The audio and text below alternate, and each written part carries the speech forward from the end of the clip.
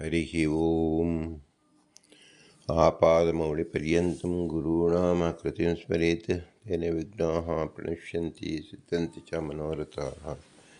श्रीगुरुभ्यो नमः। परमगुरुभ्यो नमः। श्रीमदानन्दतीर्थभगवत्पादाचार्यगुरुभ्यो नमः।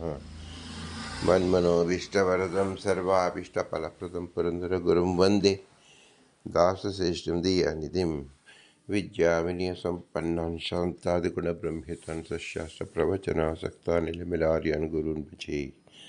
पृथ्वीमण्डलमध्यस्थाः पूर्णबोधमतानकाः वैष्णवाः विष्णुहृदयाः तान् नमस्ये गुरुमम। हरिः ओं। ಶ್ರೀಶಾಹ ಪಾಹಿ. ಅನಂತಕೋಟಿ ನಾಯಕ ಎಂಬುದು ಶ್ರೀ ಪುರಂದರದಾಸರು ರಚಿಸಿದ ಭವ್ಯ ಗ್ರಂಥ. ಶಾಸ್ತ್ರ ಪ್ರಮೇಯಗಳು 180 ಗದ್ಯಮಾಲೆಗಳು.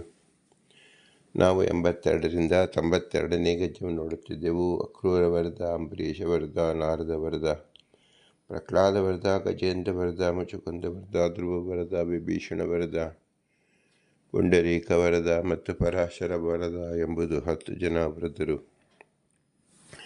10 ಎಂಬುದು ಅನಂತ ಸಂಖ್ಯೆ. ವರದರು ಎಂದರೆ ಸಜ್ಜನರು. ಜೀವಗಣ ಹರೇರನುಚರಾಹ ನೀಚೋಚ ಭಾವಂ ಗತಃ ಎಂಬ ಮುಖ್ಯ ಮಧ್ವ ಪ್ರಮೇಯವನ್ನು ವಿವರಿಸುತ್ತಿರುವ ಶ್ರೀ ಪುರಂದರದಾಸರು 10 ಜನ ವರದರನ್ನು ಉಚ್ಚರಿಸಿದ್ದಾರೆ. ಈ 10 ಜನ ವರದರ ಗುಣಗಳನ್ನು ನಾವು ತಿಳಿದುಕೊಳ್ಳಬೇಕು ಒಂದೊಂದಾಗಿ. ಆದ್ದರಿಂದ ಸಕಲ ಜೀವರ ಗುಣಗಳೇನು ಹಾಗೂ ಕೇವಲ ವರದರ ಗುಣಗಳೇನು ಅಂತ ಚಿಂತನೆ ಮಾಡುವಾಗ ಎಲ್ಲ ಜೀವರು ಸಹ ಚಿದಾನಂದ ಸ್ವರೂಪಗಳಿದ್ದಾರೆ ಮತ್ತು ಸಕಲ ಜೀವರು ಅನುರೂಪದಲ್ಲಿದ್ದಾರೆ. ಅಣೋರಪಿ ಜೀವಸ್ಯ ಸರ್ವಶರೀರ ವ್ಯಾಪ್ತಿ ಯುಜ್ಯತೆ. ಸಮಸ್ತ ಜೀವರು ಹೇಗೆ ಎಲ್ಲ ಕಡೆ ದೇಶದಲ್ಲಿ ತುಂಬಿದ್ದಾರೆ ಅಂದರೆ, ಒಂದು ಬಿಂದುವಿನಲ್ಲಿ ಕೇವಲ ಜಲದ ಒಂದು ಬಿಂದು ತಗೊಂಡ್ರೆ ಅದರಲ್ಲಿ ಕೋಟ್ಯಾಂತರ ಜೀವಕಣಗಳು ಇರುತ್ತದೆ. ಇದನ್ನು ನಾವು ಆಧುನಿಕ ವೈಜ್ಞಾನಿಕ ವಿಜ್ಞಾನ ಪರೀಕ್ಷೆ ನಾವು ನೋಡಿದ್ದೇವೆ. ಕೇವಲ ಮನುಷ್ಯನ ಒಂದು ರಕ್ತದ ಒಂದು ಬಿಂದುವಿನಲ್ಲಿ ಅನಂತ ಕಣಗಳಿರುತ್ತದೆ. ಪ್ರತಿಯೊಂದು ಕಣವೂ ಸಹ ಜೀವಕಣ ಎಂದು ಹೆಸರಿಸುಂಟು. ಆ ಪ್ರತಿಯೊಂದು ಜೀವಕಣವೂ ಸಹ 12 ಅಡಿ ಆನೆ, 20 ಅಡಿ ಮೊಸಳೆ, 6 ಅಡಿ ಮನುಷ್ಯನಿನ್ನು ಚೇತನ ಒಳಗೆ ಪ್ರವೇಶಿಸಿ ಆ ಮಹತ್ತಾದ 100 ಕಿಲೋ, 1000 ಕಿಲೋ, 5000 ಕಿಲೋ ದೇಹವನ್ನು ಚಲನೆ ಮಾಡತಕ್ಕಂಥ ಯೋಗ್ಯತೆಯನ್ನು ಪಡೆದುಕೊಳ್ಳುತ್ತದೆ. ಇದು ಹೇಗೆ ಸಾಧ್ಯ? ಆಧುನಿಕ ಯುಗದಲ್ಲಿ ಅಣು ಕೇಂದ್ರ, ಅಣು ಬಾಂಬ್ ಮುಂತಾದವನ್ನು ಕೇಳುತ್ತೇವೆ. ಅಂದರೆ ಈ ಅತಿ ಹೆಚ್ಚಾದ ಶಕ್ತಿ ಎಲ್ಲಿದೆ ಅಂದರೆ ಕೇವಲ ಅಣುವಿನಲ್ಲಿ ಇದೆ ಎಂಬುದು ಸಕಲರಿಗೂ ವಿದಿತವಾಗಿದೆ. ಹಿರಿದಾದ ಒಂದು ಬೆಟ್ಟವನ್ನು ಕಿತ್ತು ಎಸೆದರೆ ಜನಗಳು ಓಡಿ ಹೋಗಿ ತಮ್ಮ ಜೀವ ರಕ್ಷಣೆ ಮಾಡಿಕೊಳ್ಳಬಹುದು. ಆದರೆ ಕಿರಿದಾದ ಒಂದು ಅಣುವನ್ನು ಸ್ಫೋಟ ಮಾಡಿದರೆ ಎಲ್ಲಿ ಓಡಿ ಹೋದರೂ ಆ ಎಲ್ಲ ಜೀವರು, ಸಾವಿರಾರು ಜೀವರು ಕ್ಷಣದಲ್ಲಿ ಹತರಾಗಬಹುದು. ಅಂದರೆ ಏನರ್ಥ? ಸಮಷ್ಟಿಯಾಗಿ ಅನಂತ ಕೋಟಿ ಇರತಕ್ಕಂಥ ಒಂದು ಪರ್ವತವನ್ನು ಕಿತ್ತು ಹಾಕಿದಾಗ ಅದರ ಪರಿಣಾಮ ಒಂದು ದೇಶದಲ್ಲಿ ಮಾತ್ರ ಇರುತ್ತದೆ.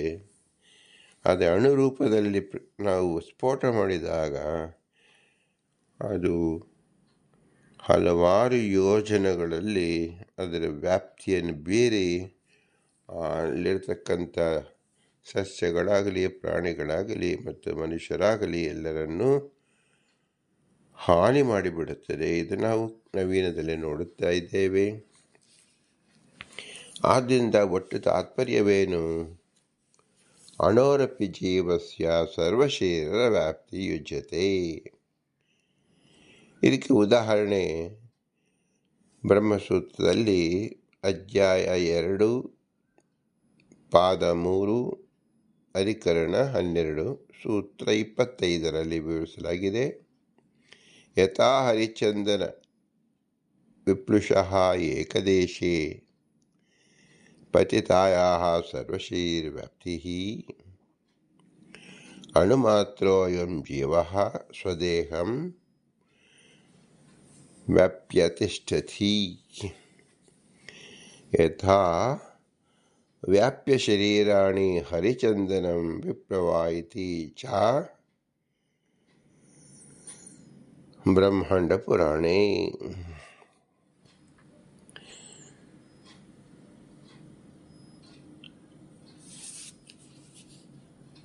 ಸಮ್ಯಗ್ ಸ್ಥಾನಂ ವಿಶೇಷ ಯುಜ್ಯತೆ ಚಂದನಸ್ಯ ಇತಿ ಚೇನ್ನ ಹೃದಯ ಏಷ ಆತ್ಮ ಇತಿ ಜೀವಸ್ಯಾಪಿ ಯಥಾ ಅಂಬ್ಯುಪಗತ. ಶ್ರೀ ವೇದವ್ಯಾಸದೇವರು ಅವಿರೋಧ ಅಧ್ಯಾಯದಲ್ಲಿ ಈ ವಿಷಯವನ್ನು ಪ್ರಸ್ತಾಪ ಮಾಡಿದ್ದಾರೆ. ಶ್ರೀಮದಾನಂದ ತೀರ್ಥರು ಅದಕ್ಕೆ ವ್ಯಾಖ್ಯಾನವನ್ನು ಬರೆದಿದ್ದಾರೆ. ಓಂ ಅವಸ್ಥಿತಿ ವೈಶಿಷ್ಯಾದಿತಿ ಚೇನ್ನ ಅಭ್ಯುಪಗಮಲಾದ್ರಹಿ. ಈ ಜೀವನು ಅಣುಪರಿಣಾಮ ಇದ್ದಾಗ್ಯೂ ಅಂಶಗಳಿಂದ ತನ್ನ ಶರೀರವನ್ನು ವ್ಯಾಪಿಸಿಕೊಂಡಿರುತ್ತಾನೆ. ಹೇಗೆ ಶರೀರಾಂಗಗಳನ್ನು ವ್ಯಾಪಿಸಿಕೊಂಡು ಹರಿಚಂದನದ ಬಿಂದುಗಳು ಏಕದೇಶದಲ್ಲಿ ವಿದ್ಯೆಗಳಿರುತ್ತದೋ ಹಾಗೆಯೇ ಹೇಗೆ ಎಂಬುದನ್ನು ಬ್ರಹ್ಮಾಂಡ ಪುರಾಣದಲ್ಲಿ ಹೇಳಿದೆ. ಇದನ್ನು ಆಕ್ಷೇಪ ಮಾಡಿಕೊಂಡು ಸಮಾಧಾನ ಹೇಳತಕ್ಕಂಥ ಸೂತ್ರದ ವ್ಯಾಖ್ಯಾನ ಮಾಡುತ್ತಾರೆ. ಓಂ ಅವಸ್ಥಿತಿ ವೈಶೇಷ್ಯಾದಿತಿ ಚೇನ್ನ ಅಭ್ಯುಪಗಮಾದ್ರಿ. ಓಂ ಸಮ್ಯಗ್ ಅಸಮ್ಯಗ್ ಸ್ಥಾನ ವಿಶೇಷಾತ್ ಯುಜ್ಯತೆ ಚಂದನಸ್ಯ ಇತಿ ಚೇತ್ ನ ಹೃದಯ ಏಷ ಆತ್ಮ ಇತಿ ಜೀವಸ್ಯಾಪಿ ತಥಾ ಅಭ್ಯುಪಗಮಾತ್. ಹರಿಚಂದನ ಬಿಂದುವಿಗೆ ಶರೀರ ಏಕದೇಶದಲ್ಲಿ ಸಮ್ಯಕ್ ಅವಸ್ಥಿತಿಯು ಇತರ ಪ್ರದೇಶಗಳಲ್ಲಿ ಸಮ್ಯಕ್ ಅವಸ್ಥಿತಿ ಇಲ್ಲದಿರುವುದು ಎನ್ನುವ ವಿಶೇಷದಿಂದ ಸ್ವರೂಪ ಅದರ ಅಂಶಗಳಿಂದ ಶರೀರ ವ್ಯಾಪ್ತಿಯು ಕೂಡುತ್ತದೆ. ಆತ್ಮನಿಗೆ ಶರೀರ ಏಕದೇಶದಲ್ಲಿ ಸಮ್ಯಕ್ ಅವಸ್ಥಿತಿಯು ಕ್ವಚಿತ್ ಸಮ್ಯಕ್ ಅವಸ್ಥಿತಿ ಇಲ್ಲದಿರುವುದು ಎನ್ನುವ ವಿಶೇಷ ಇಲ್ಲದಿರುವುದರಿಂದ ಶರೀರ ವ್ಯಾಪ್ತಿಯು ಕೂಡುವುದಿಲ್ಲ ಎಂದರೆ ಹಾಗೆ ಹೇಳಿಕೊಡುವುದು. ಅಂದರೆ ಆತ್ಮನಿಗೆ ಸಮ್ಯಕ್ ಮತ್ತು ಅಸಮ್ಯಕ್ ಅವಸ್ಥಾನಾಭಾವವಿಲ್ಲ. ಸಮ್ಯಕ್ ಅಸಮ್ಯಕ್ ಅವಸ್ಥಿತಿ ವಿಶೇಷವೇ ಇದೆ. ಆದ ಕಾರಣ ದೃಷ್ಟಾಂತವು ವಿಷಮವಾಗುವುದಿಲ್ಲ. ಈ ಜೀವನು ಹೃದಯದಲ್ಲಿದ್ದಾನೆ ಎನ್ನುವ ಶ್ರುತಿಯಿಂದ ಜೀವನಿಗೂ ಚಂದನ ಬಿಂದುವಿನಂತೆ ದೇಹದಲ್ಲಿ ಅಂದರೆ ಹೃದಯದಲ್ಲಿ ಸಮ್ಯಕ್ ಸ್ಥಿತಿಯನ್ನು ತದಿತರ ಸ್ಥಾನಗಳಲ್ಲಿ ಅಸಮ್ಯಕ್ ಅವಸ್ಥಿತಿಯನ್ನು ಅಂಗೀಕರಿಸುವುದರಿಂದ ತಥಾಚ ಚಂದನ ಬಿಂದುವಿನಂತೆ ದೇವತಾದಿಗಳಿಗೆ ಸಾಂಶತ್ವವನ್ನು ಅಂಗೀಕರಿಸಿದ್ದರಿಂದ ಸಾಂಶರಾದ ದೇವಾದಿಗಳಿಗೆ ಒಂದು ದೇಹದಲ್ಲಿ ಹೃದಯದಲ್ಲಿ ಬೆಣ್ಣೆಯ ಮುದ್ದೆಯಂತೆ ಸಾಂದ್ರ ದ್ರವ್ಯ ರೂಪದಿಂದ ಸಮ್ಯಕ್ ಅವಸ್ಥಿತಿಯು ಅನ್ಯತ್ರ ಅಸಮ್ಯಕ್ ಅವಸ್ಥಿತಿಯು ಹೃದಯ ಸಂಸ್ಥಿತೆ ಜೀವಾ ವಿಶೇಷೇಣ ಹರಿಸ್ತುತ ಚಕ್ಷುರಾದೀಶು ರೂಪಾಣಿ ಜಾಗ್ರತ್ಕಾಲೇ ತಯೋಸ್ತದಾ ಬಹೂನಿ ಸಂತಿ ತಾನ್ಯೇವ ಯದಿ ಏಕೀಭಾವಮಾಪ್ನುಯುಃ ಹೃದಯಸ್ಥಿತೇನ ರೂಪೇಣ ಎಂದು ಬೃಹದ್ಭಾಷ್ಯದಲ್ಲಿ ತಿಳಿಸಲಾಗಿದೆ. ವಿಶೇಷೇಣ ಸಾಂದ್ರರೂಪದಿಂದ ಎಂದು ಬೃಹದ್ಭಾಷ್ಯದಲ್ಲಿ ತಿಳಿಸಿದೆ. ಇದನ್ನು ಪ್ರಕಾರಾಂತರದಿಂದಲೂ ಆತ್ಮನಿಗೆ ಶರೀರ ವ್ಯಾಪ್ತಿ ಅವ್ಯಾಪ್ತಿ ಉಪಪಾದಕರಾದ ಸೂತ್ರವನ್ನು ಹೇಳುತ್ತಾರೆ. ಓಂ ಗುಣದ್ವಾ ಲೋಕವತು. ಗುಣಿಯಾದ ಜೀವನಿಗೆ ಅಣುತ್ವವಿದ್ದರೂ ಪ್ರದೀಪ ಪ್ರಕಾಶದಂತೆ ಚಿದ್ಗುಣದ ವ್ಯಾಪ್ತಿ ಯೋಗದಿಂದ ಅವಿರೋಧ ಅಲ್ಲಿ ಪರಿಜ್ಞಾನ ಯೋಗ ರೂಪದಿಂದ ವಿರೋಧವಿಲ್ಲ. ಜೀವ ಅಣು ಆದರೆ ಪ್ರಕಾಶದ ವ್ಯಾಪ್ತಿಯಿಂದ ದೇಹವನ್ನು ವ್ಯಾಪಿಸಿದ್ದಾನೆ ಎಂದರ್ಥ.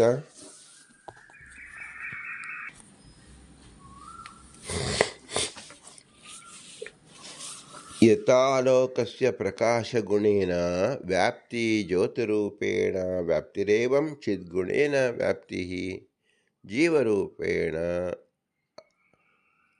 ಅವ್ಯಾಪ್ತಿ ಇತಿ ವಾ. ಹೇಗೆ ಪರದೀಪಾದಿಗಳಿಗೆ ಪ್ರಕಾಶಾಂಕ್ಯ ಗುಣದಿಂದ ಮನೆಯೊಳಗೆ ವ್ಯಾಪ್ತಿಯು, ಪ್ರದೀಪ ರೂಪದಿಂದ ವ್ಯಾಪ್ತಿಯು ಅಂದರೆ ದೀಪಿಕಾದಿಗಳಲ್ಲಿಯೇ ಸಮ್ಯಕ್ ಅವಸ್ಥಿತಿಯು, ಅನ್ಯತ್ರ ಸಮ್ಯಕ್ ಅವಸ್ಥಿತ್ಯಾಭಾವವು, ಹೀಗೆ ಅಣುವಾದ ಜೀವನಿಗೂ ಜ್ಞಾನಾಖ್ಯ ಗುಣದಿಂದ ಶರೀರದಲ್ಲಿ ವ್ಯಾಪ್ತಿ, ಜೀವರೂಪದಿಂದ ಅವ್ಯಾಪ್ತಿ ಕೊಡುತ್ತದೆ. ಹೀಗೆ ವ್ಯಾಪ್ತಿ ವಿರೋಧವನ್ನು ಪರಿಹರಿಸಬೇಕು.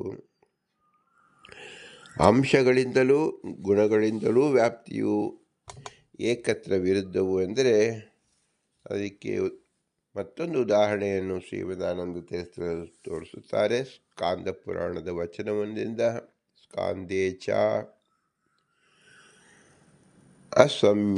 ಅಸಮ್ಯಗತಿ ಚ ಹಿ ಅವಸ್ಥಾಭೇದತಃ ಸುರಾಃ ವ್ಯಾಪ್ತಿಯುತಸ್ತಾನ್ವಿ ಚಿದ್ಗುಣಾನೇವ ನಾನ್ಯತಾ.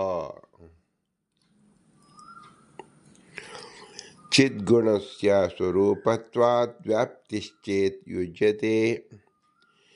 ಶಕ್ತಿಯೋಗಾಸುರಾಣಾಂ ತು ವಿವಿಧಾಚ ವ್ಯವಸ್ಥಿತಿ ಇತಿ. ಯಾವ ಕಾರಣದಿಂದ ದೇವತೆಗಳಿಗೆ ಒಂದೇ ಶರೀರದಲ್ಲಿ ಹೃದಯದಿಂದ ಇತರ ಸ್ಥಾನಗಳಲ್ಲಿ ಅಂಶಗಳಿಂದ ಅಸಮ್ಯಕ್ ಅವಸ್ಥಿತಿಯು, ಹೃದಯದಲ್ಲಿ ಆದರೂ ಅಂಶ ಸ್ವರೂಪದಿಂದ ಸಮ್ಯಕ್ ಅವಸ್ಥಿತಿಯು ಎನ್ನುವ ಅವಸ್ಥಾಭೇದವನ್ನು ಅಪೇಕ್ಷಿಸಿಯೇ ದೇವತೆಗಳು ವ್ಯಾಪ್ತಿ ಪ್ರಿಯಯುಕ್ತರು. ಹೀಗೆ ದೇವಾಂಶರಾದ ಅರ್ಜುನಾದಿಗಳು ಪ್ರತ್ಯೇಕವಾಗಿ ಹೃದಯದಿಂದ ಇತರತ್ರ ಅಸಮ್ಯಕ್, ಹೃದಯದಲ್ಲಿ ಸಮ್ಯಕ್ ಅವಸ್ಥಿತಿಯಿಂದ ವ್ಯಾಪ್ತಿಯುಕ್ತರು. ದೇವಾದಿಗಳಿಂದ ಇತರರಾದ ಮನುಷ್ಯರಾದರು ಅಂದರೆ ನಿರಂಶರು ಪ್ರಕಾಶ ಗುಣದಿಂದಲೇ ವ್ಯಾಪ್ತಿಯುತರು. ದೇವತೆಗಳಿಂದ ಸಾಂದ್ರ ವ್ಯಾಪ್ತಿಯನ್ನು ಹೊಂದಿದವರು ಅಲ್ಲ, ಅಥವಾ ಅಂಶರೂಪದಿಂದ ಅಲ್ಲ. ಆದ ಕಾರಣ ಜೀವರು ಅಣುಗಳಾದಾಗ್ಯೂ ಅಲ್ಲಿಯ ಪರಿಜ್ಞಾನವೂ ಬರುವುದಿಲ್ಲ ಎಂದು ಹೇಳಿಕೊಡುವುದು. ಗುಣಕ್ಕೆ ವ್ಯಾಪ್ತಿ ಇದ್ದರೂ ಗುಣಿಗೆ ವ್ಯಾಪ್ತಿಯು ಹೇಗೆಂದರೆ, ಜ್ಞಾನಕ್ಕೆ ಗುಣಕ್ಕೆ ಅಪಾಯವಿಲ್ಲದಿರುವುದರಿಂದ ಗುಣಿಯಿಂದ ಅಭಿನ್ನವಾದ ಪ್ರಯುಕ್ತ ಗುಣವ್ಯಾಪ್ತಿಯು ಗುಣಿವ್ಯಾಪ್ತಿಯೂ ಆಗುತ್ತದೆ. ಜ್ಞಾನಕ್ಕೆ ಗುಣಕ್ಕೆ ಸವಿಶೇಷ ಭೇದವಿದ್ದ ಪ್ರಯುಕ್ತ ವ್ಯವಹಾರ ಭೇದವು ಕೊಡುತ್ತದೆ. ದೇವತೆಗಳಿಗಾದರೂ ಗಂಧರ್ವಾದಿಗಳಿಂದ ಅಧಿಕ ಶಕ್ತಾಂಕ್ಯ ಉಪಾಯ ದಶೆಯಿಂದ ಅಂಶ ಅಂಶಭಾವದಿಂದ ಅಸಮ್ಯಕ್ ಮತ್ತು ಸಮ್ಯಕ್ ಭೇದದಿಂದ ಅನೇಕ ವಿಧವಾದ ವ್ಯವಸ್ಥೆಯು ಕೂಡುತ್ತದೆ. ತಥಾಚ ಅತಾತ್ವಿಕ ದೇವತೆಗಳಿಗೆ ಅಂಡ ಮಾತ್ರದಲ್ಲಿ ಯಥಾಕ್ರಮವಾಗಿ ಅಂಶವು ವ್ಯಾಪಕವಾಗಿದೆ. ತಾತ್ವಿಕ ದೇವತೆಗಳಿಗಾದರೂ ಯಥಾಕ್ರಮವಾಗಿ ಹೊರಗೂ ಕೂಡ ಅಂಶವು ವ್ಯಾಪಕವಾಗಿದೆ. ಇದು ನಾವು ಜೀವನ ಬಗ್ಗೆ ತಿಳಿದುಕೊಳ್ಳಬೇಕಾಗಿರ್ತಕ್ಕಂಥ ಮುಖ್ಯ ಅಂಶ. ಪ್ರತಿ ಜೀವರು ಅಣು ಸ್ವರೂಪದಲ್ಲಿದ್ದಾರೆ. ಆದ್ದರಿಂದಲೇ ಯಾವ ಯಂತ್ರದಿಂದಲೂ ಸಹ ಅತ್ಯಂತ ಅಣುವಾದ ಜೀವನನ್ನು ಕಾಣಲಾರವು. ಅತ್ಯಂತ ಸೂಕ್ಷ್ಮ ಯಂತ್ರಗಳು ಸಹ ಜೀವನನ್ನು ತೋರಿಸಲಾರದು.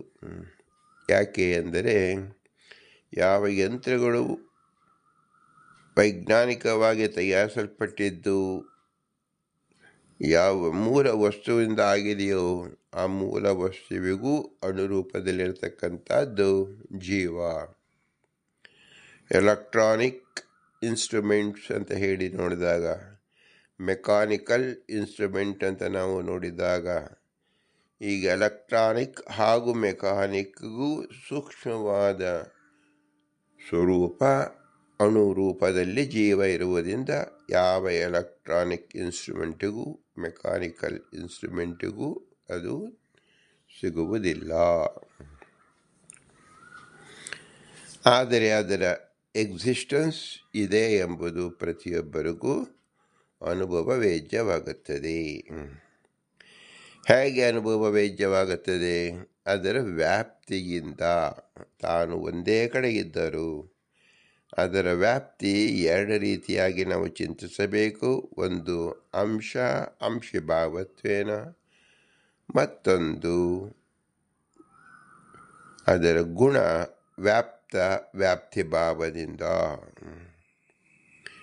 ಸಾಧಾರಣವಾಗಿ ಎಲ್ಲ ಮನುಷ್ಯರು ಅಂದರೆ ಮಾನುಷೋತ್ತಮರು ಅವರ ಜೀವ ಒಂದು ಸ್ಥಳದಲ್ಲಿ ಹೃದಯ ಅಂತರಿಕ್ಷದಲ್ಲಿ ಇದ್ದಾಗ ಅದು ಶರೀರ ಪೂರ್ತಿ ವ್ಯಾಪ್ತಿಯನ್ನು ಹೊಂದಿರುತ್ತದೆ. ಆ ವ್ಯಾಪ್ತಿಗೆ ಪ್ರಕಾಶತೆಯ ವ್ಯಾಪ್ತಿ. ದೀಪ ಒಂದು ಹಚ್ಚಿದಾಗ ಒಂದು ಕೋಣೆಯ ಒಂದು ಭಾಗದಲ್ಲಿ ದೀಪವನ್ನು ಹಚ್ಚಿದಾಗ ಇಡೀ ಕೋಣೆ ಆ ದೀಪ ಪ್ರಕಾಶದಿಂದ ಹರಡುತ್ತದೆ. ಹೇಗೋ ಹಾಗೆ ಜೀವ, ಅಣುವಾದ ಜೀವ ಹೃದಯ ಎಂಬ ಭಾಗದಲ್ಲಿ ಸ್ಥಾಪಿತವಾದರೂ ಇಡೀ ಶರೀರದಲ್ಲಿ ಅದರ ವ್ಯಾಪ್ತಿಯು ಹರಡುತ್ತದೆ. ಈ ವ್ಯಾಪ್ತಿಯನ್ನು ನಾವು ಹೇಗೆ ನೋಡಬಹುದು? ಕಾಲಿನಲ್ಲಿ ಮುಳ್ಳು ಚುಚ್ಚಿದಾಗ ಅದರ ವೇದನೆ ಅನುಭವಿಸುವುದು ಯಾವುದು? ಜೀವ. ಹೇಗೆ ಅನುಭವಿಸುವುದು? ಆ ಜೀವನಿಗೆ ವ್ಯಾಪ್ತಿ ಕಾಲಿನಲ್ಲಿ ಇದೆ, ಕೈನಲ್ಲಿ ಇದೆ, ತಲೆಯಲ್ಲಿ ಇದೆ, ಕಿವಿಯಲ್ಲಿ ಇದೆ, ಕಣ್ಣಿನಲ್ಲಿ ಇದೆ, ಬಾಯಲ್ಲಿ ಇದೆ, ಹಲ್ಲಿನಲ್ಲಿ ಇದೆ, ಎದೆಯಲ್ಲಿ ಇದೆ, ಜಠರಲ್ಲಿ ಇದೆ. ಹೀಗೆ ಪ್ರತಿ ಮನುಷ್ಯರ ಎಲ್ಲ ಅಂಗಾಂಗದಲ್ಲಿ, ಚರ್ಮದ ಪ್ರತಿಯೊಂದು ಅಂಗದಲ್ಲೂ ಸಹ ಅದರ ವ್ಯಾಪ್ತಿ, ಪ್ರಕಾಶತೆಯ ವ್ಯಾಪ್ತಿ ಇರುವುದರಿಂದ ಆ ಜೀವನಿಗೆ ವೇದನೆಯಾಗುತ್ತದೆ. ತನಗೆ ಆಗುತ್ತಿರುವ ಸುಖ ದುಃಖಗಳನ್ನು, ಶೀತ ಉಷ್ಣ ಸ್ಪರ್ಶವನ್ನು ತಿಳಿದುಕೊಳ್ಳುತ್ತಾನೆ. ಇದು ಸಾಧಾರಣ ಎಲ್ಲ ಜೀವರಿಗೂ ಇರುವುದಾದರೆ ದೇವತೆಗಳಿಗೆ ವಿಶೇಷವಾದ ಶಕ್ತಿ ಇರುವುದರಿಂದ ಯಾವ ಜೀವರು ಅಂಶವನ್ನು ಅಂದರೆ ಅವ್ಯಯ ಅಂದರೆ ಒಂದೇ ಸಂಪುಟವನ್ನು ಛೇದನ ಮಾಡುವುದಕ್ಕೆ ಸಾಧ್ಯವಿಲ್ಲ. ಆದರೆ ಅಂಶೀಭಾವದಿಂದ ವ್ಯಾಪ್ತಿಯನ್ನು ಕಾಣಬಹುದು. ಹೇಗೆ ಕಾಣಬಹುದು? ಹೇಗೆ ಪ್ರಕಾಶತೆಯ ನಾವು ವ್ಯಾಪ್ತಿಯನ್ನು ನೋಡುತ್ತೇವೆಯೋ, ಮತ್ತೊಂದು ಚಂದನವನ್ನು ತೆಗೆದು ಒಂದು ಕಡೆ ಇಟ್ಟಾಗ ಅದರ ಗಂಧ ಎಲ್ಲ ಕಡೆಯೂ ಹರಡುತ್ತದೆ. ಆ ಗಂಧ ಹೇಗೆ ಹರಡುತ್ತದೋ ಅದರಂತೆ ನಾವು ಅಂಶಿ ಗಂಧ ಒಂದು ಕಡೆ ಇರುವುದು, ಅದರ ಅಂಶ ಪರಿಮಳ ಎಲ್ಲ ದೇಶಕ್ಕೂ ಹರಡುವಂತೆ ದೇವತೆಗಳು ಒಂದು ಕಡೆ ಇದ್ದರು, ಅವರ ಅಂಶತಃ ಮತ್ತೊಂದು ಶರೀರದಲ್ಲೂ ಪ್ರವೇಶ ಮಾಡಿ ರೂಪಾಂತರದಿಂದ ಅವತಾರ ಎನಿಸಿಕೊಳ್ಳಬಹುದು. ಉದಾಹರಣೆಗೆ ಇಂದ್ರನ ಅವತಾರ ಅರ್ಜುನ ಎಂದು ಹೇಳುವಂತೆ. ಹೀಗೆ ಜೀವನಲ್ಲಿ ಪ್ರಕಾಶತೆಯ ವ್ಯಾಪ್ತಿ ಮತ್ತು ಗುಣತಃ ವ್ಯಾಪ್ತಿಯನ್ನು ಅಂಶಭಾವದಿಂದ ವ್ಯಾಪ್ತಿಯನ್ನು ನೋಡುವಾಗ ನಿರಂಶಿಗಳಾದ ಜೀವರುಗಳು ಪ್ರಕಾಶತೆಯ ವ್ಯಾಪ್ತಿಯನ್ನು, ಸಾಂಶರಾದ ದೇವತೆಗಳಿಗೆ ಚಂದನದಂತೆ ನಾವು ತಿಳಿದುಕೊಂಡಾಗ ಜೀವ ಅಣುವಾದರೂ ಸಹ ಅಣುವಾದ ಜೀವನಿಗೆ ವ್ಯಾಪ್ತಿ ಇದೆ. ಒಂದು ಪ್ರಕಾಶತೆಯ ಮತ್ತೊಂದು ಪರಿಮಳದಂತೆ ಎಂದು ತಿಳಿಬೇಕು. ಇದು ಸಕಲ ಜೀವರ ಸಾಧಾರಣ ಲಕ್ಷಣ. ಅಂದರೆ ದೇವತೆಗಳ ಲಕ್ಷಣ ಮತ್ತು ಸಾಂಶರು ಮತ್ತು ನಿರಂಶರು ಎಂಬತಕ್ಕಂಥ ಜೀವರಲ್ಲಿ ಪ್ರಭೇದವನ್ನು ತಿಳಿದುಕೊಂಡಾಗ ಅದರ ಸಾಧಾರಣ ಲಕ್ಷಣವನ್ನು ನಾವು ಹೀಗೆ ತಿಳಿದುಕೊಳ್ಳಬಹುದು. ಈ ಅಧಿಕರಣದ ಒಟ್ಟು ಸಾರಾಂಶ ಏನು? ಜೀವನು ವ್ಯಾಪ್ತನೋ ಅಣುವೋ ಎಂದು ಸಂದೇಹ. ವ್ಯಾಪ್ತ ಹಿ ಆತ್ಮನಃ ಇತ್ಯಾದಿ ಆತ್ಮನಿಗೆ ವ್ಯಾಪ್ತತ್ವ ಪ್ರತಿಪಾದಕ ಶ್ರುತಿಯು ಜೀವಪರವಾಗಿರುವುದರಿಂದ ವ್ಯಾಪ್ತನು ಎಂದು ಪೂರ್ವಪಕ್ಷ. ಹೇಗೆಂದರೆ ಅಣು ಏಷ ಆತ್ಮ ಎನ್ನುವ ಶ್ರುತಿಯಿಂದ ಜೀವನು ಅಣುವೆಂದಾದರೆ ದೇಹದ ಎಲ್ಲ ಅಂಗಗಳಲ್ಲಿ ಆಗತಕ್ಕ ಸ್ಪರ್ಶಾದಿ ಜ್ಞಾನವು ಕೂಡದಿರುವುದರಿಂದ ಸರ್ವದೇಹ ಸಂಬಂಧ ಸ್ಪರ್ಶಾದಿ ಜ್ಞಾನ ರೂಪಯುಕ್ತಿಯಿಂದ ಕೂಡಿದ್ದರಿಂದ ಪ್ರಬಲವಾದ ವ್ಯಾಪ್ತತ್ವ ಶ್ರುತಿಯಿಂದ ಅಣುತ್ವ ಪ್ರತಿಪಾದಕ ಶ್ರುತಿಯು ವಿರುದ್ಧವಾಗಿರುವುದರಿಂದ ಅಪ್ರಮಾಣವು. ಅಂಶ ವ್ಯಾಪ್ತಿಯಿಂದ ಸ್ಪರ್ಶಾದಿ ಜ್ಞಾನವು ಕೂಡುವುದರಿಂದ ಯುಕ್ತಿಯು ಅಪ್ರಯೋಜಕವೂ ಎಂದು ಹೇಳಿಕೊಡುವುದು. ಅಂಶಗಳಿಗೂ ಮತ್ತು ಚೇತನಗಳಾಗಿರುವುದರಿಂದ ಏಕಕಾಲದಲ್ಲಿ ಅನೇಕಗಳಿಗೆ ಐಕ್ಯಮತ್ಯವು ಕೂಡದಿರುವುದರಿಂದ ವಿರುದ್ಧ ಕ್ರಿಯೆಗಳು ಉಂಟಾಗಿ ದೇಹವು ಶೀಳಿ ಹೋಗಬೇಕಾಗುವುದು ಅಥವಾ ದೇಹದಲ್ಲಿ ಕ್ರಿಯೆಯೇ ಇಲ್ಲದೆ ಹೋಗಬೇಕಾಗುವುದು ಎಂದರೆ ಸೋ ಅಸ್ಮಾ ಶರೀರಾದ ಉತ್ಕ್ರಮ್ಯ ಇತ್ಯಾದಿ ಶ್ರುತ್ಯಾದಿಗಳಲ್ಲಿ ಶ್ರುತಗಳಾದ ಉತ್ಕ್ರಮಣಾದಿಗಳು ಇದ್ದುದರಿಂದ ಪಕ್ಷಿಯಂತೆ ಜೀವನು ಅಣುವೇ. ಅಣು ಹಿ ಏಷ ಆತ್ಮ ಎನ್ನುವ ಶ್ರುತಿಯೂ ಇದೆ.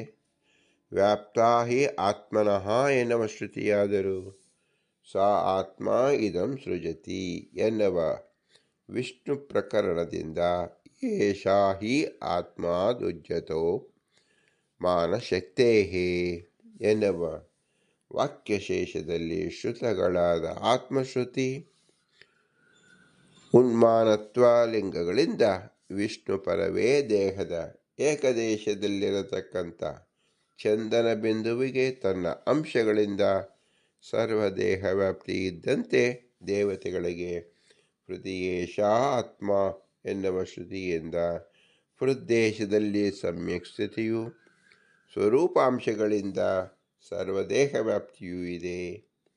ಅಂಶತಃ ವ್ಯಾಪ್ತಿ ಶೂನ್ಯರಾದ ಮನುಷ್ಯರಿಗೆ ಪ್ರಕಾಶದಂತೆ ಚಿದ್ಗುಣದಂತೆ ಸರ್ವದೇಹ ವ್ಯಾಪ್ತಿಯೂ ಇದ್ದುದರಿಂದ ದೇಹದ ಸರ್ವ ಅವಯವಗಳ ಸ್ಪರ್ಶಾದಿ ಜ್ಞಾನವು ಕೂಡುವುದರಿಂದ ಯುಕ್ತಿಯು ಅಪ್ರಯೋಜಕವೂ. ಇಲ್ಲಿ ಯುಕ್ತಿ ಏನು ಮಾಡಿದರೂ ಜೀವರು ಅಣುವಲ್ಲ, ಎಲ್ಲ ಕಡೆ ವ್ಯಾಪ್ತನಾಗಿದ್ದಾನೆ ಎಂಬ ಯುಕ್ತಿ ವಿಷ್ಣು ಪ್ರಕರಣದಿಂದ ವಿಷ್ಣು ಹೇಗೆ ಭಗವಂತ ವ್ಯಾಪ್ತನಾಗಿದ್ದಾನೋ ಹಾಗೆ ಜೀವರು ವ್ಯಾಪ್ತರು ಎಂಬತಕ್ಕಂಥ ಯುಕ್ತಿ ಹೇಳಬಾರದು. ಭಗವಂತ ಸಕಲ ದೇಶದಲ್ಲಿ ಸಕಲ ಕಣಗಳಲ್ಲಿ ವ್ಯಾಪ್ತನಾಗಿದ್ದಾನೆ, ಪೂರ್ಣತಃ ವ್ಯಾಪ್ತನಾಗಿದ್ದಾನೆ. ಅವನಿಗೆ ಮೂಲದಲ್ಲಿ ಯಾವ ಶಕ್ತಿ ಇದೆಯೋ ಅದೇ ಶಕ್ತಿಯು ಎಲ್ಲ ಕಣಗಳಲ್ಲಿ, ಅಂದರೆ ಅವನ ಅಂಶಾಂಶಗಳಲ್ಲಿ ಸಹ ಇದ್ದಾನೆ. ಆದ್ದರಿಂದ ಅದನ್ನು ಭಿನ್ನಾಂಶ ಅಂತ ಹೇಳಬಾರದು, ಅಭಿನ್ನಾಂಶ ಅಂತ ಹೇಳಬೇಕು. ಆದರೆ ಜೀವರುಗಳದು ಭಿನ್ನಾಂಶವಾಗುತ್ತದೆ. ಆ ಭಿನ್ನಾಂಶವು ಸಹ ಕೇವಲ ದೇವತೆಗಳಿಗೆ ಹೋಗುತ್ತದೆ. ಆ ಭಿನ್ನಾಂಶ ಯಾವುದರಿಂದ? ಚಂದನದಂತೆ ಎಂದು ತಿಳಿಯಬೇಕು. ಈ ಭಿನ್ನಾಂಶದ ಪರಿಣಾಮ ಏನು? ಯಾವ ಮೂಲ ರೂಪದಲ್ಲಿ ಆಗತಕ್ಕಂಥ ಪ್ರಕ್ರಿಯೆಗಳು ಅವತಾರದಲ್ಲಿ ಆಗುವುದಿಲ್ಲ. ಅವತಾರದಲ್ಲಿ ಆಗತಕ್ಕಂಥ ಸಕಲ ಪ್ರಕ್ರಿಯೆಗಳು ಮೂಲಭೂತಕ್ಕೆ ತಿಳಿದು ಬರುತ್ತದೆ. ಅರ್ಜುನನಾಗಿದ್ದಾಗ ಇಂದ್ರನ ಅನುಭವ ಆಗುವುದಿಲ್ಲ, ಆದರೆ ಅರ್ಜುನಿಗೆ ಆಗುವ ಅನುಭವಗಳು ಇಂದ್ರನಿಗೆ ವೆಜ್ಜವಾಗುತ್ತದೆ ಎಂಬುದನ್ನು ತಿಳಿಯಬೇಕು. ಹೀಗೆ ಎಲ್ಲೆಲ್ಲಿ ನಾವು ಅವತಾರವನ್ನು ಹೇಳುತ್ತೇವೆಯೋ ಅಲ್ಲಿ ಎಲ್ಲ ಕಡೆ ಇದೇ ರೀತಿ ತಿಳಿತಕ್ಕಂಥದ್ದು. ಇದು ದೇವತೆಗಳಲ್ಲಾದರೆ, ಮನುಷ್ಯರಲ್ಲಿ ದೀಪದಂತೆ ಒಂದು ಕಡೆ ದೀಪವಿಟ್ಟಾಗ ಆ ಕೋಣೆ ತುಂಬ ದೀಪ ಹರಡಿದಂತೆ ಆ ಜೀವನ ಶರೀರವೇನಿದೆ, ಆ ಶರೀರ ಪೂರ್ತಿ ಅವನ ಲಕ್ಷಣ ಅಂದರೆ ಚಿದ್ರೂಪವಾಗಿ ಪ್ರಕಾಶಮಯವಾಗಿ ವ್ಯಾಪ್ತಿ ಇರುತ್ತದೆ. ಈ ಶರೀರದ ಹೊರಗಡೆ ಏನಾಗುತ್ತದೆ ಎಂಬತಕ್ಕಂಥದ್ದು ಅವರಿಗೆ ವ್ಯಾಪ್ತಿ ಇಲ್ಲ. ಆದ್ದರಿಂದ ದೇಹದ ಹೊರಗೆ ಆಗತಕ್ಕಂಥ ಯಾವುದೇ ಕಾರ್ಯಗಳಿಗೆ ಮತ್ತು ಅದರ ಫಲ ಆ ಜೀವನಿಗೆ ಸಂಬಂಧವಿರುವುದಿಲ್ಲ. ಇದರಿಂದ ನಾವು ತಿಳಿಯಬೇಕಾದ್ದೇನು? ಜೀವನ ವೈಲಕ್ಷಣ್ಯ ಮತ್ತು ಭಗವಂತ ಹೇಗೆ ವೈಲಕ್ಷಣ್ಯದಿಂದ ಕೂಡಿದ್ದಾರೆ. ಸಾಧಕರು ಹೇಗಿರುತ್ತಾರೆ, ಮನುಷ್ಯೋತ್ತಮರು ಸಾಧಕರು ಅವರಲ್ಲಿ ಹೇಗಿರುತ್ತಾರೆ, ದೇವತೆಗಳು ಸಾಧಕರು ಅವರು ಹೇಗಿರುತ್ತಾರೆ ಎಂಬುದನ್ನು ವಿಶೇಷ ಆಕಾರವಾಗಿ ತಿಳಿದು ಬರುತ್ತದೆ. ಆದ್ದರಿಂದಲೇ ಭಗವಂತ ವಿಶೇಷ ಚೇತನರಾದ ಅಂದರೆ ದೇವತೆಗಳು ಪ್ರಪಂಚದ ಎಲ್ಲ ಪದಾರ್ಥಗಳಿಗೆ, ಅವರ ಕ್ಲುಪ್ತವಾದ ಪದಾರ್ಥಗಳಿಗೆ ಅಭಿಮಾನತ್ವವನ್ನು ಭಗವಂತ ಹಂಚಿದ್ದಾನೆ. ಹೇಗೆ? ಮನುಷ್ಯ ಶರೀರದಲ್ಲಿ ಆ ಪ್ರಕಾಶ ವ್ಯಾಪ್ತಿಯಿಂದ ಅಭಿಮಾನವನ್ನು ಕೊಟ್ಟವ ಯಾರು? ಭಗವಂತ. ಅಭಿಮಾನ ಅಂದರೆ ಏನು? ಇದು ದೇಹ ನಮ್ಮದಲ್ಲ, ಆದರೆ ಇದು ನಮ್ಮದು ಎಂಬ ಮಾನವನ್ನು ಕೊಡ್ತಕ್ಕಂಥದಕ್ಕೆ ಅಭಿಮಾನ. ಈ ಅಭಿಮಾನದಿಂದಲೇ ನಾವು ಭಗವಂತನ ಮಾಯಿಗೆ ಸಿಕ್ಕಿ ಹಾಕಿಕೊಂಡು ಇದೇ ನಮ್ಮ ಶರೀರವನ್ನೇ, ಇದೇ ನಾನೇ ಶರೀರ ಎಂಬತಕ್ಕಂಥ ಅಜ್ಞಾನ ಪರವಶೆಯಲ್ಲಿ ಅನೇಕ ಮತ ಪಂಥಗಳು ಹೇಳಲ್ಪಡುತ್ತಾರೆ. ವಸ್ತುಸ್ಥಿತಿಯಲ್ಲಿ ಈ ಶರೀರದಿಂದ ಭಿನ್ನವಾದ ಜೀವ ಶರೀರದಲ್ಲಿ ಅಭಿಮಾನವನ್ನು ಭಗವಂತ ಹಚ್ಚಿದ್ದಾನೆ. ಇದನ್ನು ನಾವು ತಿಳಿದುಕೊಂಡಾಗ ಅಭಿಮಾನವನ್ನು ಹೇಗೆ ತೆಗೆದುಕೊಳ್ಳಬೇಕು, ಭಗವತ್ ಪ್ರಸಾದವಾದರೆ ಅಭಿಮಾನ ತ್ಯಾಗವನ್ನು ಹೇಗೆ ಮಾಡಲು ಸಾಧ್ಯ ಎಂಬುದು ಸಾಧನೆಗೆ ನಮಗೆ ಅನುಕೂಲವಾಗುತ್ತದೆ. ಹಾಗಾದರೆ ಸಾಂಶರಾದ ದೇವತೆಗಳಿಗೆ ಹೆಚ್ಚು ಅಭಿಮಾನವನ್ನು ಕೊಟ್ಟಂತೆ ಆಯಿತಾ? ಅಲ್ಲ, ಅವರು ಅಭಿಮಾನಿ ದೇವತೆಗಳು ಎಂದು ಹೇಳ್ತಾರಲ್ಲ ಅಂತ ಹೇಳಿದಾಗ, ಎಲ್ಲ ದೇವತೆಗಳು ವಿಜ್ಞಾನಿಗಳು ಅಂದರೆ ವಿಶೇಷವಾದ ಜ್ಞಾನವುಳ್ಳವರು. ಅವರು ಅಭಿಮಾನ ಶೂನ್ಯರು. ಎಲ್ಲ ದೇವತೆಗಳಲ್ಲಿ ಅಭಿಮಾನತ್ವ ಇದ್ದರೂ ಸಹ ಎಲ್ಲ ದೇಹ, ನಮ್ಮ ಕಣ್ಣಿನಲ್ಲಿ ಇರತಕ್ಕಂಥ ಸೂರ್ಯನ ಅಭಿಮಾನಿ ಅಂತ ಹೇಳಿದರು, ಕಣ್ಣಿನ ದೋಷ ಅವನಿಗೆ ತಟ್ಟುವುದೇ ಇಲ್ಲ. ನಮ್ಮ ದೇಹದಲ್ಲಿ ಆಗತಕ್ಕಂಥ ದೋಷಕ್ಕೆ ಅವನು ಭಾಗಿಯಾಗುವುದಿಲ್ಲ. ಕೈನಲ್ಲಿ ಇಂದ್ರದೇವರು ಅಭಿಮಾನಿಗಳು, ಆದರೆ ಎಲ್ಲರ ಕೈಯಲ್ಲಿ ಮಾಡುವ ಒಳ್ಳೆಯ ಮತ್ತು ಕೆಟ್ಟ ಕಾರ್ಯಗಳಿಗೆ ಇಂದ್ರದೇವರು ಭಾಗಿಯಾಗುವುದಿಲ್ಲ. ಇಲ್ಲಿ ಏನು ನಾವು ತಿಳಿಯಬೇಕು? ಅತ್ಯಂತ ಶ್ರೇಷ್ಠ ತರಗತಿಯ ಜೀವರಾದ ದೇವತೆಗಳಲ್ಲಿ ಅಭಿಮಾನತ್ವವಿದ್ದರೂ ವಿವೇಕ ಎಂಬುದು ಇದೆ. ಏನು ವಿವೇಕ?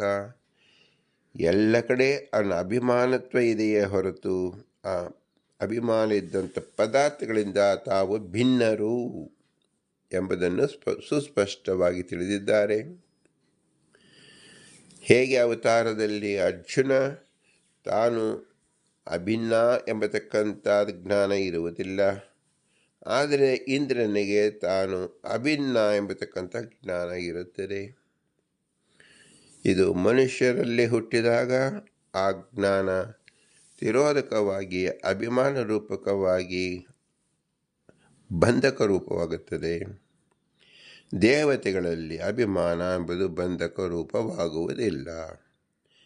ಅವರು ಭಗವಂತನ ಆಜ್ಞಾ ಪ್ರಕಾರವಾಗಿ ಕಾರ್ಯನಿರ್ವಹಣೆ ಮಾಡುತ್ತಾರೆ. ಸಕಲ ಜೀವರಲ್ಲಿರತಕ್ಕಂಥ ಎಲ್ಲ ಪದಾರ್ಥದಲ್ಲಿ ಅಭಿಮಾನತ್ವವಿದ್ದರೂ, ಹೇಗೆ ಕಮಲಪತ್ರದಲ್ಲಿ ನೀರಿನಲ್ಲಿದ್ದರೂ ನೀರಿನ ಕಣವನ್ನು ಅಂಟಿಸಿಕೊಳ್ಳದೇ ಇರುತ್ತೋ, ಹಾಗೆ ದೇವತೆಗಳು ಎಲ್ಲ ಶರೀರದಲ್ಲಿ ಅಭಿಮಾನವನ್ನು ಭಗವಂತನಿಂದ ಕೊಡಲ್ಪಟ್ಟಿದ್ದರೂ ಅಭಿಮಾನ ದಶೆಯಿಂದ ಆಗತಕ್ಕಂಥ ಸುಖ ದುಃಖಗಳಿಗೆ ಅವರು ಭಾಗಿಯಾಗುವುದಿಲ್ಲ. ಇದು ನಾವು ಅತ್ಯಂತ ಸೂಕ್ಷ್ಮವಾಗಿ ಚೆನ್ನಾಗಿ ತಿಳಿದುಕೊಳ್ಳಬೇಕು. ದೇವತೆಗಳಿಗೂ ಮತ್ತು ಮಾನುಷೋತ್ತಮರಿಗೂ ಇರತಕ್ಕಂಥ ವ್ಯತ್ಯಾಸವನ್ನು ತಿಳಿದುಕೊಳ್ಳಬೇಕು. ದೇವತೆಗಳಿಂದ ಈ ಅಭಿಮಾನತ್ವ ಇದ್ದರೂ ಹೇಗೆ ತಮ್ಮ ಸಾಧನೆಯನ್ನು ತಾವು ಮಾಡಿಕೊಳ್ಳಲು ಯಶಸ್ವಿಯಾಗಿದ್ದಾರೆ ಎಂಬುದನ್ನು ನಾವು ತಿಳಿದುಕೊಂಡಾಗ, ಮಾನುಷೋತ್ತಮರು ದೇವತೆಗಳ ಮಾರ್ಗವನ್ನು ಅನುಸರಿಸಿ ಅಭಿಮಾನ ತ್ಯಾಗದಲ್ಲಿ ಮುಂದುವರಿಯಬೇಕು ಎಂಬುದು ಭಗವದ್ಗೀತೆಯಲ್ಲಿ ಸುಸ್ಪಷ್ಟವಾಗಿ ತಿಳಿಸಿದ್ದಾರೆ.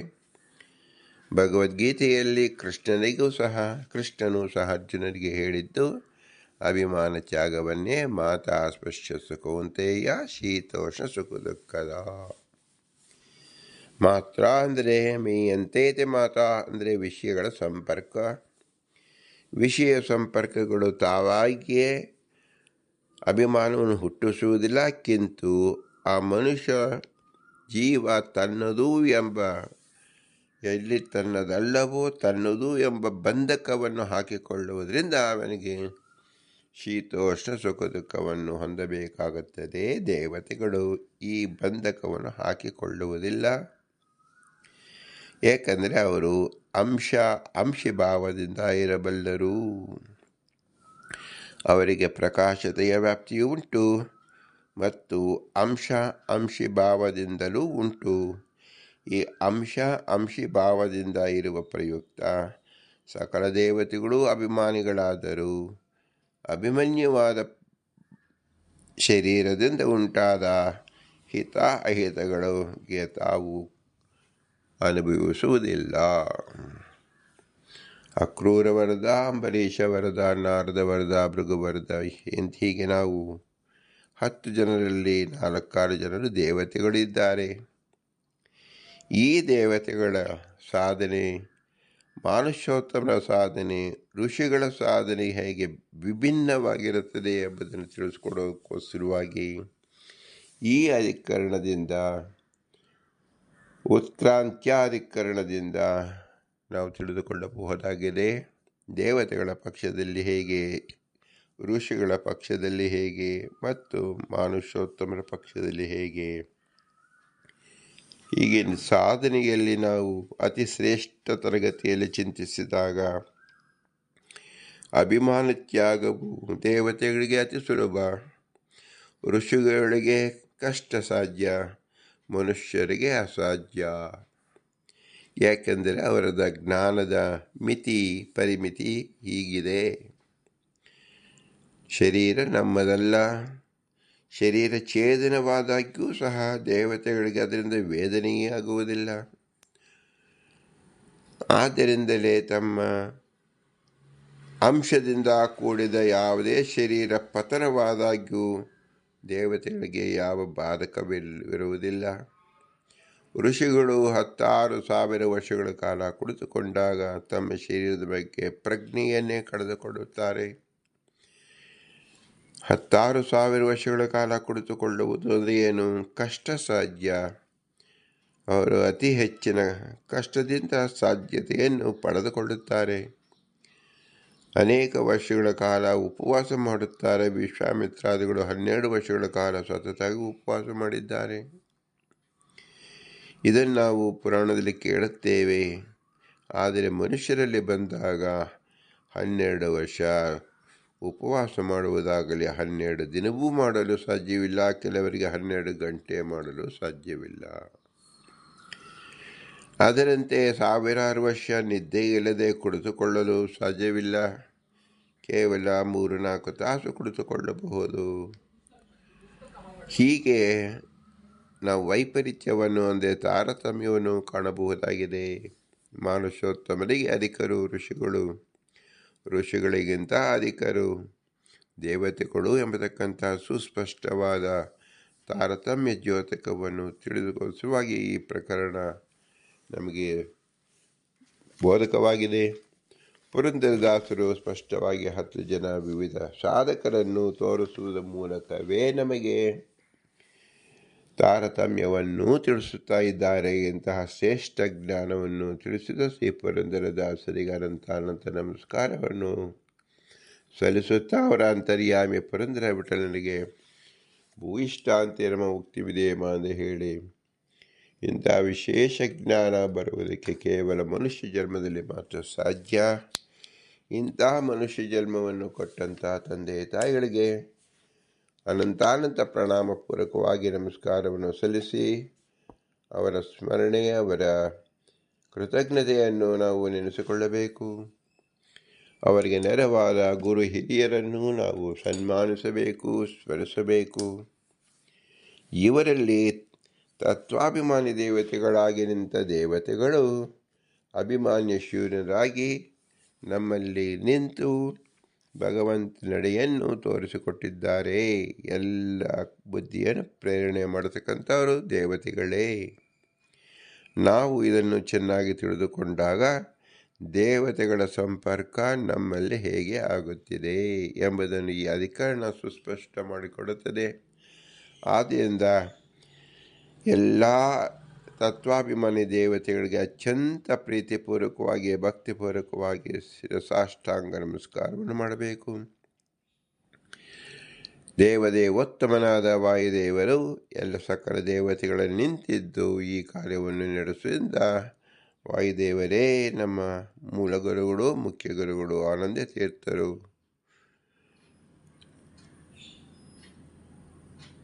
ಭಗವಂತನ ಅತ್ಯಂತ ಸಮೀಪವಿರತಕ್ಕಂಥವರು, ಭಗವಂತನ ಮುಖ್ಯ ಪ್ರತಿಬಿಂಬರಾದವರು ಎಂಬುದನ್ನು ತಿಳಿದುಕೊಂಡು ಅವರಿಗೆ ಜೀವೋತ್ತಮ ಎಂಬುದ ವಿಶಿಷ್ಟವಾದ ಜ್ಞಾನದಿಂದ ಅವರಿಗೆ ಪುರಸ್ಕರಿಸಬೇಕು, ನಮಸ್ಕರಿಸಬೇಕು.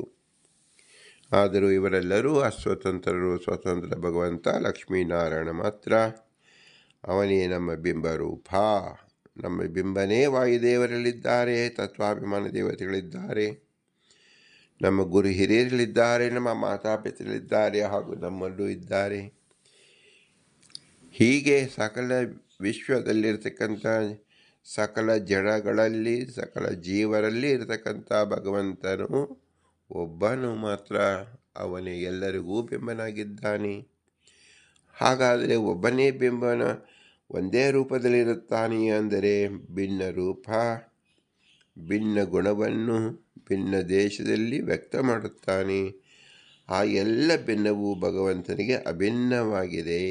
ಆದ್ದರಿಂದ ನಾವು ನಮ್ಮ ಬಿಂಬ, ನಿಮ್ಮ ಬಿಂಬ, ಎಲ್ಲರೂ ನಮ್ಮ ಬಿಂಬರೇ ಎಂಬತಕ್ಕಂಥ ಅಭಿನ್ನ ಉಪಾಧಿಯಲ್ಲಿ ನಾವು ಉಚ್ಚರಿಸಬಹುದು. ಆದರೂ ನಾವು ನಮ್ಮ ಬಿಂಬವನ್ನು ಕಾಣುವಾಗ ನಿಮ್ಮ ಬಿಂಬನಿಂದ ಪ್ರತ್ಯೇಕವಾಗಿಯೇ ಇರುತ್ತಾನೆ. ಹಾಗೆ ಪ್ರತಿ ಜೀವರ ಬಿಂಬವೂ ಪ್ರತ್ಯೇಕವಾಗಿದೆ, ಪ್ರತಿ ಜಡದ ಬಿಂಬವೂ ಪ್ರತ್ಯೇಕವಾಗಿದೆ. ಹೀಗೆ ಅನಂತ ರೂಪಗಳಿಂದ ಭಗವಂತನಿದ್ದಾನೆ. ಆದ್ದರಿಂದ ಅದನ್ನು ವಿಶ್ವೋಪಾಸನೆ ಎಂದು ಹೆಸರು. ಬಿಂಬೋಪಾಸನೆಗೆ, ವಿಶ್ವೋಪಾಸನೆಗೆ ದಾರಿ ಮಾಡಿಕೊಡುತ್ತದೆ. ಆದ್ದರಿಂದ ಇದು ಜೀವ ಪ್ರಕರಣದಲ್ಲಿ ನಾವು ತಿಳಿಯಬೇಕಾದದ್ದು ಏನು? ಬಿಂಬೋಪಾಸನೆ ಜೊತೆಯಲ್ಲಿ ವಿಶ್ವೋಪಾಸನೆಯನ್ನು ತಿಳಿಯಬೇಕು. ಇದು ಮೋಕ್ಷದಲ್ಲಿ ಅತಿ ಸುಸ್ಪಷ್ಟವಾಗಿ ಎಲ್ಲರಿಗೂ ಜ್ಞಾತವಾಗಿರುತ್ತದೆ. ಇಂತಹ ವಿಶೇಷ ಜ್ಞಾನವನ್ನು ಒದಗಿಸಿದ ಶ್ರೀ ಬಿಂಬನಿಗೆ ನಾವು ಹೇಗೆ ಉಪಕಾರ ಸ್ಮರಣೆ ಮಾಡುವುದು? ಭೂಯಿಷ್ಟಾಂತೆ ನಮ ಮುಕ್ತಿಮಿದೇಮ, ಭೂಯಿಷ್ಟಾಂತೆ ನಮ ಮುಕ್ತಿಮಿದೇಮ, ಭೂಯಿಷ್ಟಾಂತೆ ನಮ ಮುಕ್ತಿಮಿದೇಮ ಅಂತ ಹೇಳಿ ವಿನಮ್ರವಾಗಿ ನಮಿಸೋಣ. ಭಾರತೀಯ ರಮಣ ಮುಖ್ಯ ಪ್ರಾಣಾಂತರ್ಗತ ಶ್ರೀಕೃಷ್ಣಾರ್ಪಣಮಸ್ತು. ಹರಿ ಓಂ, ಹರಿ ಓಂ, ಹರಿ ಓಂ.